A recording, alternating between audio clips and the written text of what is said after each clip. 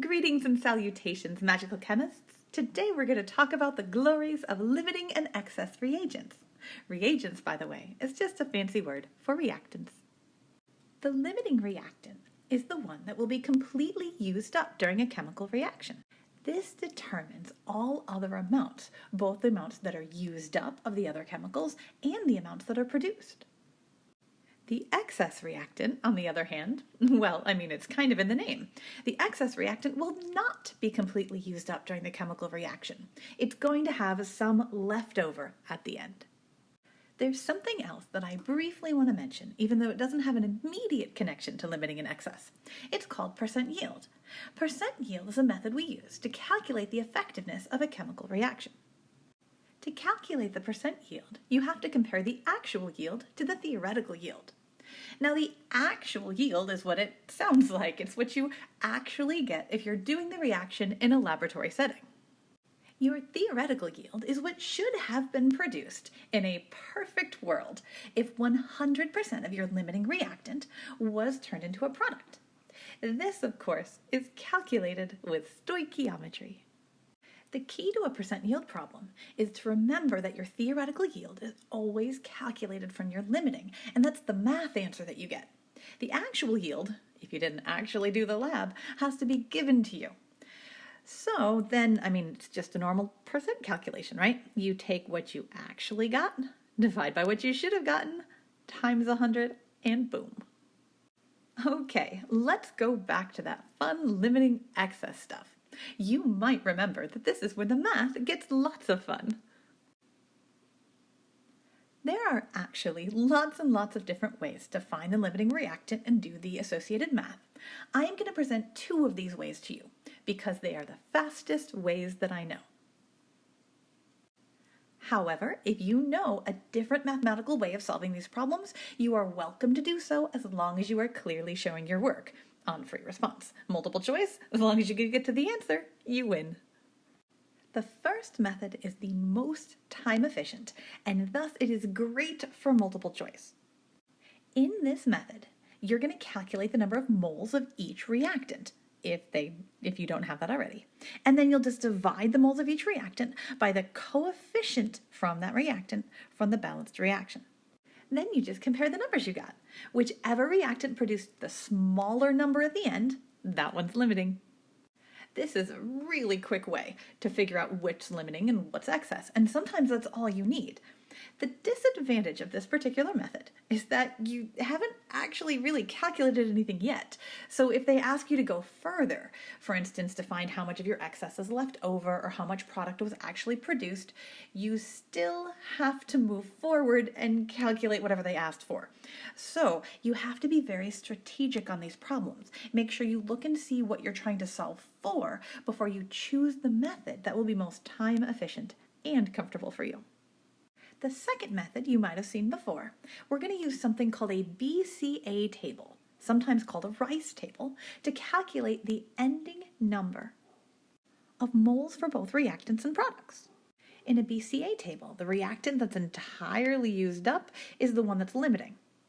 To be honest, when I am doing a BCA table, I am actually using the first method to figure out which one's limiting, and then I'm plugging it into a table. And don't worry, I am totally going to show you how this works. There is an amazing advantage of a BCA table, and that advantage is you are literally calculating everything in one table. You're calculating how much of your excess reactant was left over and how much of your products were produced. So literally any calculation they could ask you is already complete. But it is essential to note, if you want to do a BCA table, everything has to be in moles. So watch out for that one.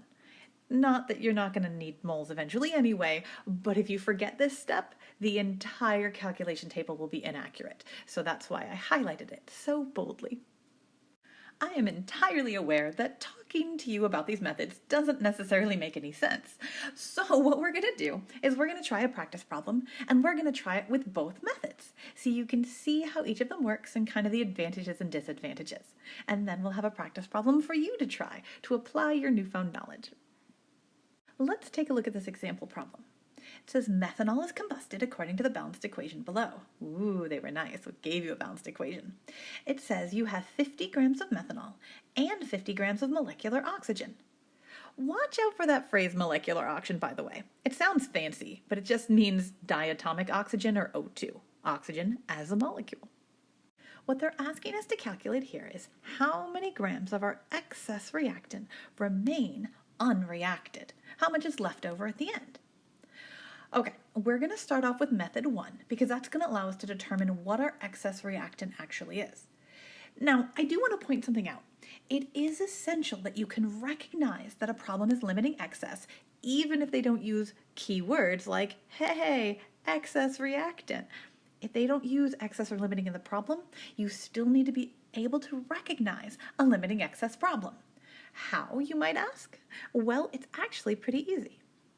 Did you notice we had 2 givens in this problem? And both of those givens, we have 50 grams of methanol, CH3OH, and then we had 50 grams of our molecular oxygen. So we had 2 givens, and they were both reactants.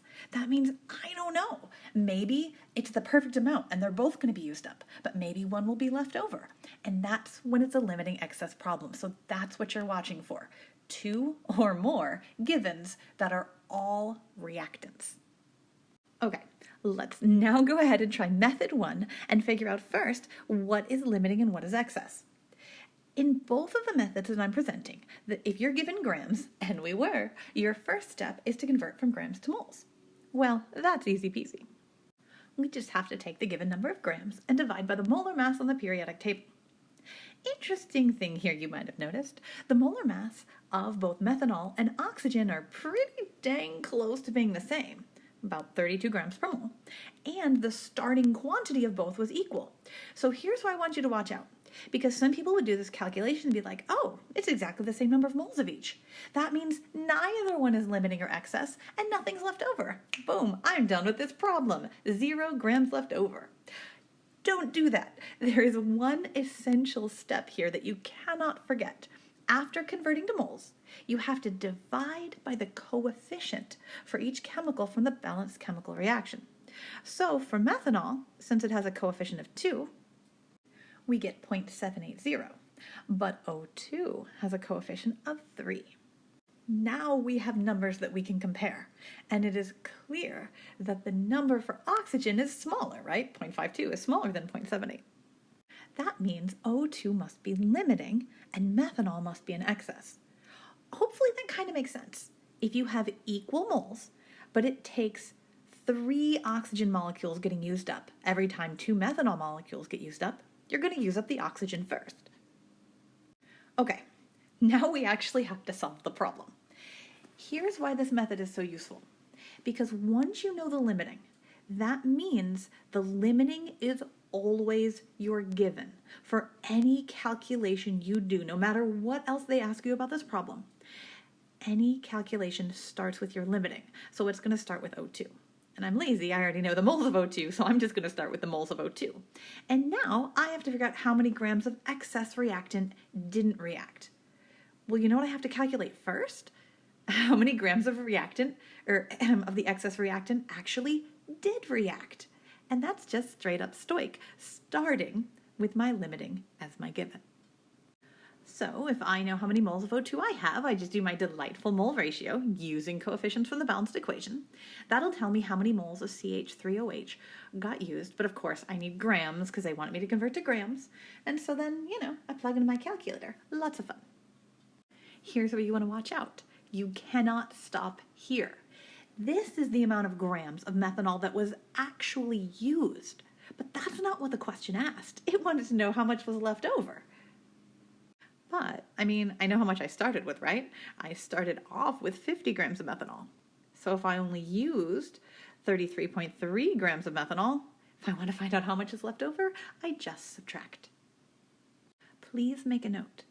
Anytime they want to know how many grams of your excess reactant are left over, you have to subtract. Now, there are all sorts of ways to do this problem. Sometimes you subtract at the beginning, sometimes at the end. Doesn't matter if it gets you to the right answer, but you have to subtract somewhere. Okay, that was the first method. Let's go ahead and try the second method, that mysterious BCA table. Remember how the BCA table method, you have to start in moles. And so I hope you don't mind that I went ahead and stole our work from method number 1, because this is actually exactly how I'd start with method number 2 as well. Because not only do you need to know the number of moles starting of each of your reactants to do a BCA table, it makes it much easier if you already know what's limiting in excess. So this is actually the first step I would do regardless of which method I was using. Okay, that also took up way too much space, so I made it a little smaller. So now we have enough room to try our BCA table, so you can finally figure out what the heck I'm talking about.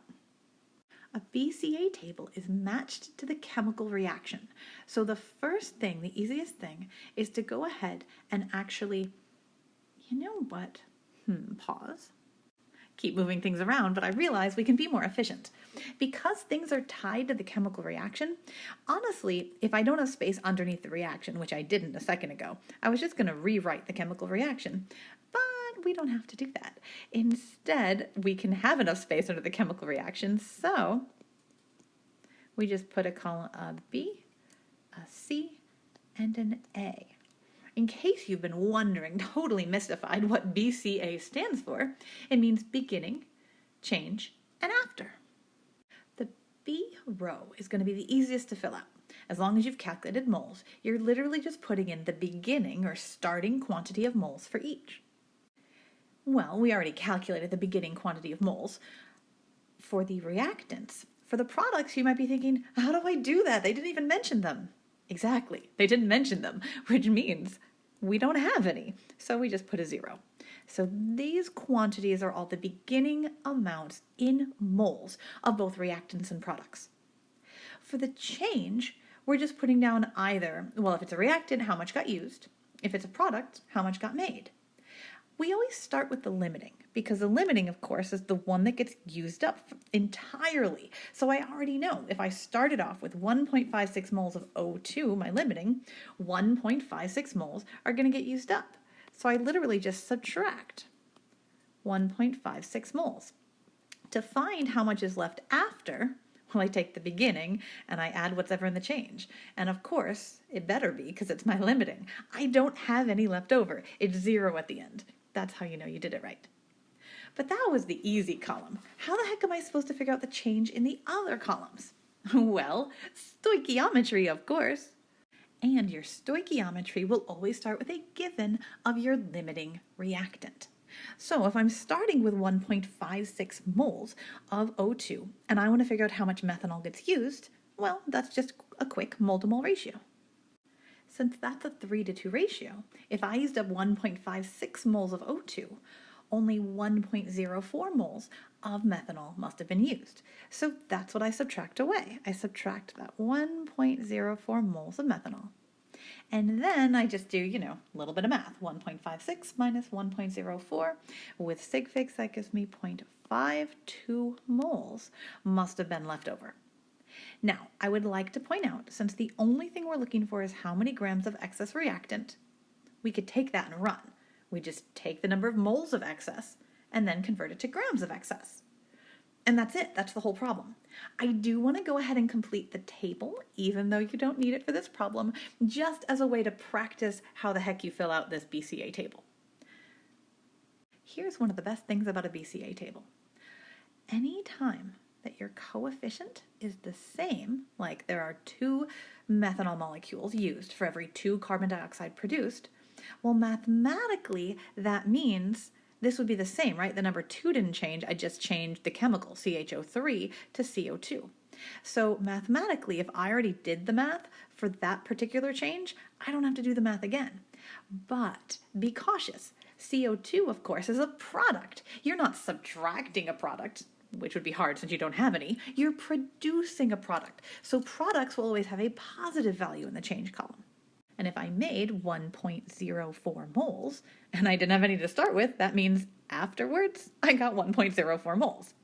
For water, you can, of course, set up a nice little fun stoich with that, because this has a different coefficient, so the answer is going to be different. However, you could realize The only thing it did was double the amount. I'm going to be producing twice as many moles of water as I did of carbon dioxide, so I don't really have to put this in my calculator again. I just need to take 1.04 times 2. Now, I do want to repeat, if I were actually doing this problem for reals on an assessment, I wouldn't have done the second half of the BCA table, because we don't need it for the problem. However, if we did want to know how much product we made, it would be easy enough. We already know the moles, we can convert to grams and done. Of course, we still need to finish the problem, right? We never actually solved the problem that they asked us for, finding out the grams of excess reactant that remained unreacted. But I already know the moles that remained unreacted. Remember how I said any time that you want to calculate grams of excess reactant left over, you got to subtract? Please note, we already did. So we don't have to subtract now. We just have to convert that 0.52 moles of leftover methanol into grams of leftover methanol. When you do that, you're going to get the exact same answer that we got when we tried the first method, which is good because they're mathematically comparable. However, were you paying attention to sig figs? I hope so.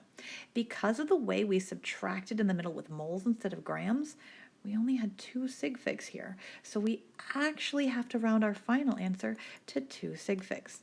So weird but true, depending on the mathematical method that you use to solve your problem, you may end up with different sig figs than somebody else. Isn't chemistry awesome? Okay, let's go ahead. I want to let you try this to apply it. And because I suspect the BCA table is the one that is probably a little bit more challenging, or at least a little bit weirder, that's the method that we're going to apply. So let's take a look at our second problem here. Now, this time, once again, they're giving you a balanced reaction, nice acid-base reaction. And did you notice they're giving you 2 different quantities of 2 givens? Or, well, I said that weird, but basically you have 2 values, 1 each for each given, which means this is limiting excess. So notice if you only saw part A and it just said how many grams of sodium phosphate can be formed, you might not have realized that this was a limiting excess problem because they're not using the key words. However, this is one of those classic AP free response multi-part problems that we know and love. So part A asks for grams of sodium phosphate. Of course, part B, you're totally going to read through the whole problem before you answer it because that determines the most efficient method. And then you would have seen, oh, hey, they're asking about excess. It's a limiting excess problem. And now, of course, at the end, they're like, wait a sec, actual yield, percent yield? Yep, that's a thing too. So there are multiple calculations in this problem. We want to find the grams of excess reactant that are left over, but we also want to know how much of the product is being formed. So, because there are multiple calculations here, I personally feel that the BCA table would be the smart choice anyway, because it efficiently does all of those calculations at once.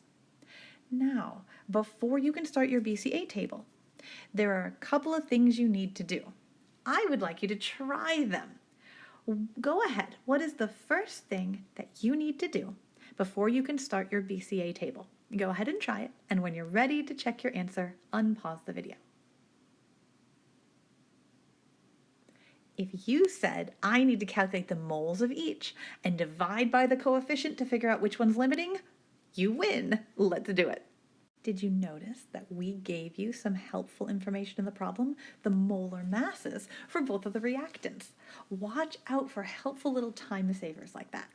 Okay, now we converted to moles, but I hope you didn't stop here to figure out what was limiting in excess. So we have to remember to divide by the coefficient, because right now, just based on these numbers, you would think that your phosphoric acid was actually going to be your limiting. But if you divide by the coefficient, you can see that sodium hydroxide is indeed limiting. Okay, now that we know not only the starting quantity of moles for both reactants, and we also know which one is limiting, we're ready for our BCA table. Now, I'm going to start you off, and then you're going to fill in the table. Okay, it really does make it easier if you go ahead and write out the equation so you have something to write underneath. So, I would like you to start off by filling in the beginning column. When you're ready to check your answer, unpause the video. Please notice that when you are filling in the beginning quantities, you're filling in the number of moles. You are not using the value after dividing by the coefficient. Okay, Now, the fun column. Let's go ahead and figure out, well, it turns out between these two, one of those is a really easy column to fill out. I want you to figure out which one it is and fill it out. And when you're ready to check your answer, unpause the video. Okay, hopefully you remembered that the easy one is the limiting because all of it gets subtracted away. Okay, if you haven't yet, go ahead and fill out the change column for phosphoric acid. When you're ready to check, you know what to do. Okay, just a little tiny bit of stoic to find the change for phosphoric acid. Then, conveniently enough, we actually can fill out the rest of this table pretty easily. So I would like you to try that. See if you can figure out why I think it's easy to fill out the rest of the table and fill it out. And when you're ready to check, unpause the video. Okay, did you see why I thought it was easy? It's because the stoichiometric coefficients in the products match the reactants. So I didn't have to do any more math, right? There's only one sodium phosphate, just like one phosphoric acid. So mathematically, the change column, now one, of course, you're subtracting, the other you're adding, but mathematically the number's the same. And the same thing over here, right? 3 and 3. So again, I didn't have to do any more math. Okay, great news. That is the vast majority of the math you need for the entirety of the rest of this problem. It's kind of crazy. It's the glory of a BCA table. Now, you might have noticed we didn't actually answer this question yet. I think you should. Can you take the results of the BCA table and actually figure out what the heck we produced? How many grams of sodium phosphate? Try it. And when you're ready to check the answer, unpause the video.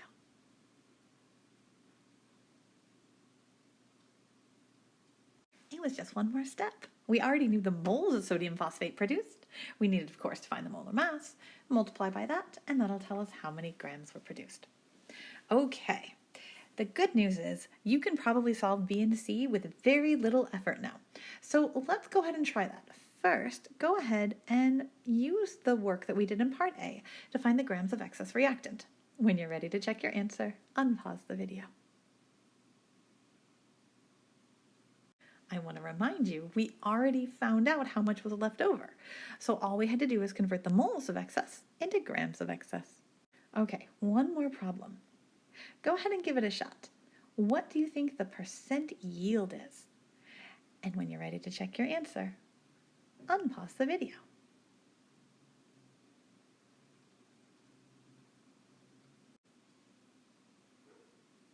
Now, percent yield, of course, is taken by just taking the actual yield, dividing it by the theoretical yield times 100. It's just a percent. And they gave you the actual yield. If you didn't do the lab yourself, they kind of have to.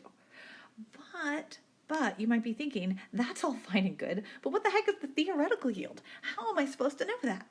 Well, you've actually already calculated it. That's the beauty of this problem. The theoretical yield is how much sodium phosphate you should have produced in a perfect world.